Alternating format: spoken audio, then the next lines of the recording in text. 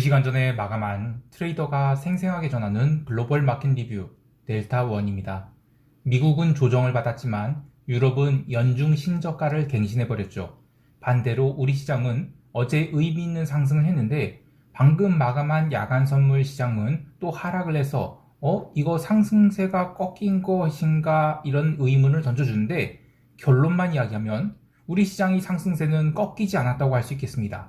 하지만 시장에 몇 가지 중요한 점들이 보이는데요. 일단 한 가지만 이야기하면 기름은 마이너스 3% 조정을 줬지만 여전히 농산물은 상한가 행진을 이어갔고 또 구리도 사흘 연속 매일 2% 넘는 상승을 이어가면서 인플레이션 신호를 주고 있다는 것입니다. 자, 시장 어떻게 바라보고 대응해야 할지 델타1과 함께 꼼꼼하게 짚어보겠습니다. 먼저 아시아 세션 갑니다. 코스피 시장은 갭 상승했지만 여전히 시초가부터 외국인이 현물 매도가 강하게 나와서 그냥 오르다 말겠지 싶었는데 선물 시장에서는 외국인과 기관이 선물 매수가 시장을 들어올리기 시작했습니다. 특히 홍콩 세션이 시작된 10시 30분부터 외국인이 선물 매수에 가속도가 붙었고 그리고 외국인이 현물 매도가 순매수로 뒤집히면서 시장이 또 가속도를 얻게 됩니다. 결국 이번 물의 목표였던 367선에 도달하게 되는데요. 오늘 이 상승은 여러가지 면에서 의미가 있다고 할 수 있겠습니다. 첫 번째는 그동안 쌓였던 3월물 선물이 매도 미결제 약정이 오늘 상당량 풀렸다는 것입니다. 지난 2월 24일에 쌓인 대량의 미결제 약정이 언제 풀리는가 했는데 오늘 드디어 367선에 도달하면서 하락 미결제 약정은 모두 풀렸다고 봐도 과언이 아닙니다. 물론 3월물 쿼드러플 만기가 지금 일주일 앞으로 다가온 상황에서 드디어 3월, 6월 선물 스프레드의 롤오버가 하루에 3,000계약씩 진행 중이기 때문에 그 부분에 의한 미결제 약정 감소도 있지만 기본적으로는 숏 베팅이 청산되었다는 것이 핵심이 되겠습니다. 두 번째는 외국인들이 현물 매수가 삼성전자와 SK하이닉스에 고르게 들어왔고 또 그동안 매일 매도만 하던 현대차에도 매수가 들어왔다는 것이 특징이 되겠습니다. 한참 눌렸던 섹터들이 고른 반등이 눈에 띄는 것입니다. 세 번째는 오늘 위클리 옵션을 맞이해서 기관들이 다시 위클리 풋옵션 매도를 집중적으로 했다는 점입니다. 2월의 박격포 사건에 기관들이 심각한 피해를 입고 위클리 풋옵션에서 거의 손도 안 된, 그러니까 손을 놓고 있었죠. 근데 오늘은 아주 적극적으로 위클리 풋옵션을 시초가부터 매도를 하면서 시장을 상승으로 이끌었다는 점이 눈에 띕니다. 다만 이 먼슬리 옵션에서는 상반된 행보를 보였는데 장중에 꾸준히 콜 매도를 쌓다가 막판에 더욱 강하게 콜 매도를 쌓았죠. 그래서 이는 오늘의 상승이 이길 갭 상승까지는 이어지지 않을 것이다에 베팅을 한 결과라고 할 수 있겠습니다. 옵션 시장을 보면 여전히 시장 변동성이 높습니다.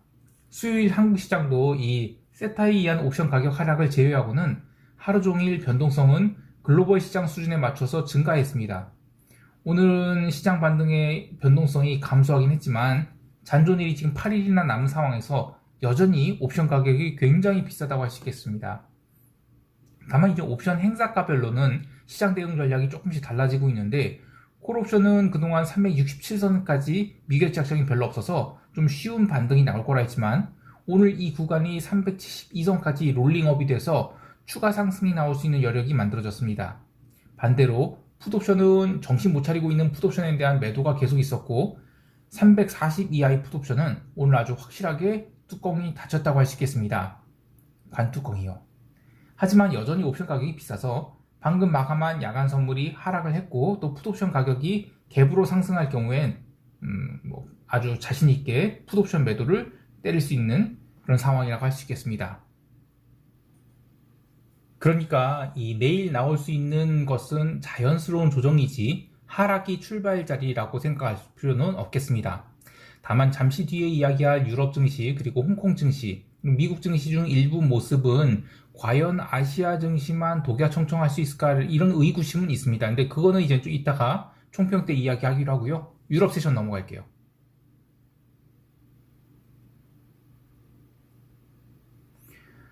유럽 세션에서 있었던 일 중 가장 쇼킹한 일은 바로 텍사스 기름이 오버슈팅입니다. 우리가 아시아 세션에서 이 해외 선물 가격을 보는 것은 주로 나스닥 선물이나 S&P 선물 같은 미국 지수 선물과 텍사스 기름 정도? 이 정도가 되겠습니다. 미국 지수 선물이야 아시아 세션이 의미 있는 매크로 변화를 감지하는 데 사용되지만 텍사스 기름을 따로 보는 이유는 아시아 내에서 내는 주문이 인플레이션 화두에 맞춰서 그 양이 굉장히 급증을 했어요. 그래서 그게 그 전자거래 시장에 큰 영향을 미치기 때문이죠.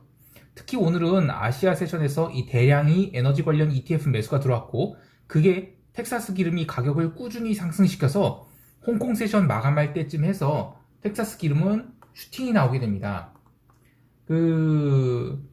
처음에는 113달러에서 계속 움직이다가, 근데 그것도 이제 전일 마감 대비로는 굉장히 오른 상태죠. 그런데 아니죠. 미국 시간이 아니라 한국 시간 아시아 세션 후반 3시부터 추가 상승을 시작해서 115달러를 처음에는 강하게 돌파를 해요. 근데 돌파하고 나서 바로 이제 얻어맞게 됩니다. 그때 거래량이 한 3,000계약 정도 됐는데, 시간당 거래량 치고는, 그러니까 시간당이 아니라 짧은 타임 프레임으로 그 정도 거래량은 굉장히 많은 거래량이었거든요. 어쨌든 간에 그렇게 한번 슈팅을 주고 나서 다시 눌렸다가 재차 상승을 해서 116.57달러까지 상승합니다. 근데 이거 전부 숏 커버링도 있지만 ETF가 그냥 묻지마 매수를 하면서 일어난 현상이에요. 전일 원유 재고 발표 이후에 시장이 105.18달러까지 이제 눌렸는데, 그 이후로 이제 스트레이트로 112달러 선까지 올라온 거거든요.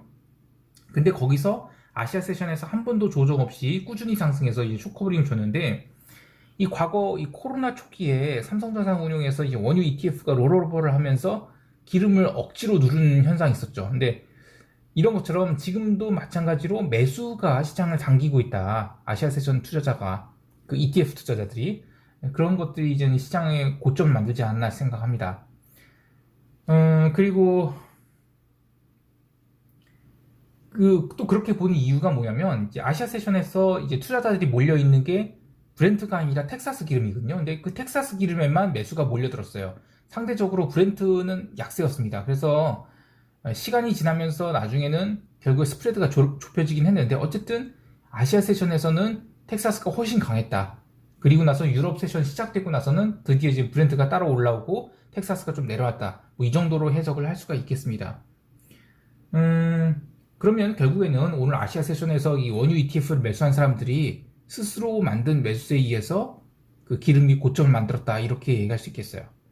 하지만 유럽 세션 들어서 기름 시장에 계속 매도가 나왔는데, 일부에서는 이란 핵 협상이 72시간 내에 타결될 것 같다, 이런 얘기도 있었죠. 근데 매크로 하시는 분들은 이란 핵 협상 이야기는 아주 전형적인 양치기 소년 이야기라고 생각을 해도 돼요. 뭐냐면, 시장이 좀 과하게 좀 당겼다. 그래서 이제 조정이 좀 나올 핑계가 뭐가 있을까라고 하면 꼭 이런 얘기가 나옵니다. 어쨌든 오늘 장중 미결이 고점권에서 소화되면서 이 투매가 다시 나왔어요. 그래서 밤 10시경에 투매가 나왔고요. 그렇게 해서 저점을 찍고 나서 또 워낙 세게 투매가 나왔기 때문에 미국 세션 내내 반등이 나왔다가 현물 마감 때 다시 눌림이 나와서 어쨌든 종가 저가로 마감을 했습니다. 그런데 오늘 장중 진폭이 굉장히 컸죠. 10달러 정도에 해당하는 대형 음봉 도치가 나왔는데, 이러면 중요한 고점을 만든 거 아니냐 할 수 있지만, 그렇다고 기름 시장이 꺾였다고 말할 수는 없습니다. 여전히 SPR, 그러니까 전략 비축유 방출을 발표한 시점보다는 더 높아요. 그리고 그 외에 어떤 시장 대책, 안정 대책이 나온 가격 이상에서 거래가 되고 있어요. 그래서 이제 주봉 마감을 하루밖에 안 남겼죠. 근데 이런 상황에서 기름 시장을 다시 꺾어놓기에는 아직 시장 상황이 정리된 게 없습니다. 자, 유럽 증시는 하루 종일 눌렸습니다. 특히 이제 오후장에서 우크라이나 협상단이 도착했다는 소식이 있었음에도 불구하고 유럽 증시는 반등다운 반등 전혀 하지 못했죠. 그래서 계속 흘러내려서 종가 저가로 처박혔는데, 근데 협상이 특별한 성과 없이 결렬됐지만, 그래도 마감됐지만, 그래도 유럽 증시는 크게 반등을 하지 못했고, 또 미국 증시도 마찬가지로 그런 소식에 전혀 반영을 안 했어요. 그래서 지금 증시에서 어떤 걱정되는 것은 이제 전쟁 그 자체의 뉴스보다는 전쟁으로 인한 인플레이션, 이게 특히 이제 에그플레이션, 이게 제일 걱정이라고 생각하는 것 같습니다. 그래서 어쨌든 유럽 증시는 연중 최저가로 처박혔어요. 근데 그에 비하면 우리 시장은 지금 연중 최저가랑은 전혀 거리가 멀죠. 물론 그 전에 얻어맞은 것도 있지만, 어쨌든 유럽에 대한 컨센서스가 올해 모든 시장 대비 아웃퍼폼할 것이다 라는 생각이 있었는데, 거기서 이 돌발 변수, 전쟁이라는 변수로 이 아웃퍼포먼 갭을 이런 식으로 갑자기 센티먼트가 바뀌었어요. 그래서 투자자들이 끊임없이 유럽 증시를 비중 축소하고 있다. 이렇게 얘기할 수 있겠습니다. 통화시장에서는 달러와 강세가 이어졌는데 어제는 오지달러와 스위스프랑 빼고는 다 눌렸다고 할 수 있습니다. 리스크 오프 사이에서의 원자재 강세라고 이야기할 수 있겠는데요. 다만 이 통화옵션 만기를 하루 앞둔 상황이라 움직이는 속도는 제한적이었습니다. 유로화의 강세는 어쨌든 금요일이 옵션 만기 이후에나 반전될 수 있다고 보고 그 전에는 유로롱은 쳐다보지 말아야 되겠습니다. 마지막으로 어제도 농산물이 초강세를 이어갔습니다. 이 소맥이 상한가를 사흘째 갔죠. 제가 선물시장에 들어와서 보게 되는 정말 강력한 상승세 중 하나인데요. 이번에 소맥이 상승 사이클을 좀 끝까지 챙겨서 이익으로 만드실 수 있었으면 좋겠어요. 이렇게 농산물이 강세를 보이고 또 구리도 어제에 이어서 또 2%대 상승을 했죠. 똑같은 원자재이고 전쟁에 대한 쇼티지 이슈로 올랐는데 왜 농산물과 구리는 계속 오르고 기름은 조정받았는가에 대한 질문을 하실 수 있어요. 근데 그 기름은 그 전부터 한참 올라와 있었던 거고 농산물과 구리는 이제 시작이죠. 그래서 상대적인 탄력이 다르다고 봅니다. 하지만 여전히 모든 원자재의 상승세는 지속된다고 보고 있습니다. 자, 이제 미국 세션 갈게요. 미국 지수 선물은 유럽 세션이 그렇게 밀리는데도 개장 전에는 플러스 1%대에 가깝게 상승을 해서 출발을 했는데요. 약간의 착시가 있었던 것이 전일 미국 시장 현물 마감 후에 선물은 0.4%가량 눌려서 마감을 했기 때문에 현물 기준으로 본다면 오늘 미국 시장 출발은 폭등이 아닌 일반적인 상승장이라고 하면 충분히 추가 상승을 노릴 수 있는 그런 강세 출발이라고 할 수 있겠습니다만 지금은 강세장이 아니죠. 게다가 유럽 증시가 전혀 힘을 못 쓰고 있는 상황에서 갭 상승이 나왔다고 하면 패시브 측면에서는 유럽이 살아나거나 반대로 미국이 밀리는 것이 이상적입니다. 결국 갭 상승했던 증시는 시초가 이후로 바로 매물을 얻어맞기 시작했는데 그렇게 개장 후 러셀을 중심으로 시초가 이후로 유럽 마감 때까지 한 번도 반등다운 반등을 하지 못하고 얻어맞게 됩니다. 물론 개장 전에 발표된 신규 실업수당청 건수는 2주 연속 서프라이즈로 나왔지만 시장은 거기에는 개의치 않았어요. 오히려 0시에 발표된 ISM 서비스업 지수가 1년 내 최저치로 나쁘게 나오면서 하락의 속도를 보태기도 했는데 기본적으로는 나스닥 중심으로 시장이 갭 상승한 것에 대해서 매물을 얻어맞았다라고 할 수 있겠습니다. 실제로 오늘 하락이 세게 나온 AMD나 마이크론 등은 어제 과하게 올랐던 종목들이고 고변동성 시장답게 자연스러운 조정이 나왔다라고 할 수 있겠습니다.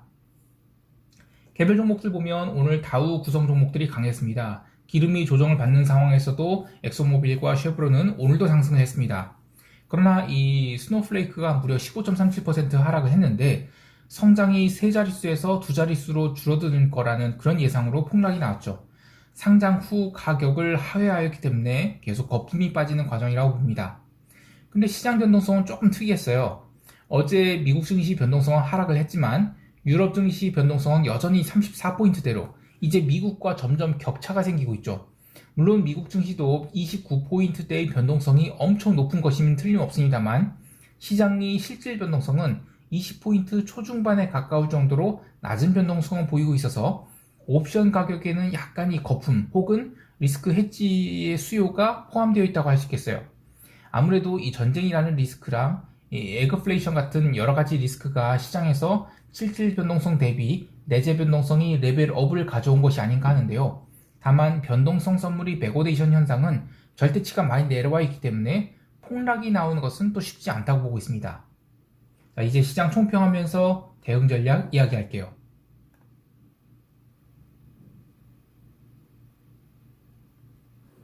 한국 시장은 전일 시장 반등에 양 옵션 가격이 제법 눌리긴 했지만 잔존일 대비로는 여전히 옵션 가격이 굉장히 비싼 상황입니다.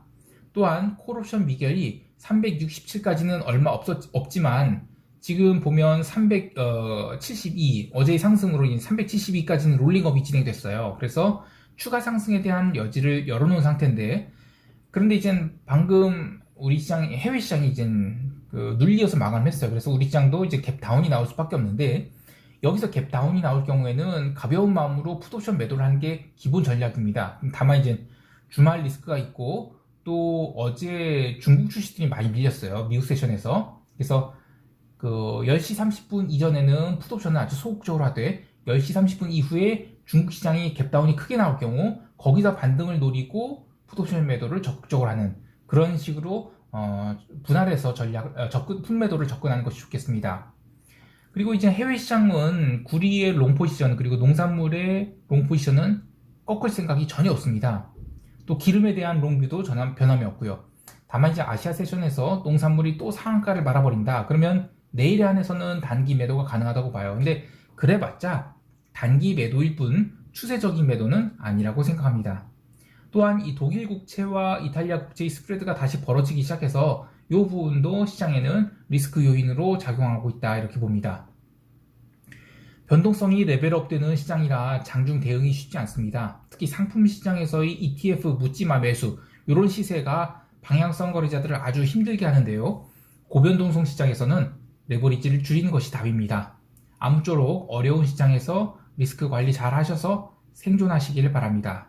이상 델타원이었습니다. 감사합니다.